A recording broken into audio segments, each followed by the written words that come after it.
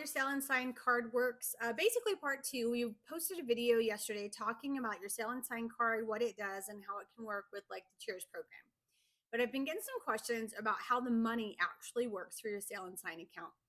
So, in regards to this question, you have to have money on your account or some form of payment tied to your account in order to use it. So they have to know that you are able to pay the bill at the end of the cruise. So a couple of things you can do. I never recommend using your debit card unless you just have an excess of funds that you're fine with being tied up for a while, because the way that it works is they'll put a hold on your card, and then at the end of the cruise they settle everything up. Well, the holds stay on there until a certain amount of days after, and then anything that's pending drops off, if that makes sense. So I recommend only using a credit card for your sale and sign account or cash. If you're going to use cash, if you set up your sale and sign account as a cash account, when you board, they will ask for some cash to go ahead and be put down at that time, usually about $200.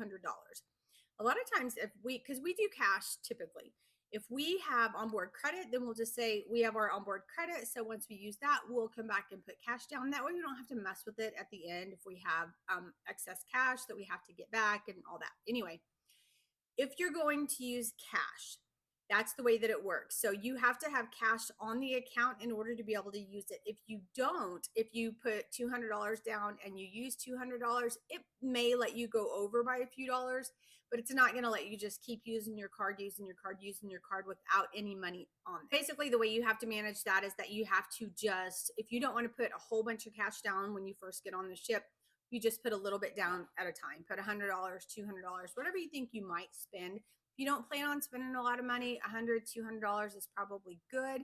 And then if you do use that and you want to go back and put some more cash on there, you can. And you don't always have to wait in the line at guest services to do that. They do have kiosks throughout the ship so that you can use those and put cash on your account, change out a card, pay off your bill. And then at the end of the cruise, if you do want to pay off your bill with a debit card at the end of the cruise, you can take your debit card and they'll swipe it once, but only use it right there at the end if that's what you want to do.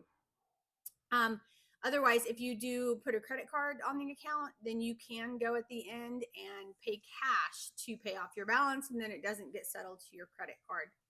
Or if you have your debit card on file and you want to pay cash, then you can pay cash and it won't settle to your debit card, but you will still have the holds on your debit card. So, and it'll take a few days for those to fall off. I hope that this has helped and kind of clarified everything. If not, drop your questions in the comments and I'll be happy to answer any that I can.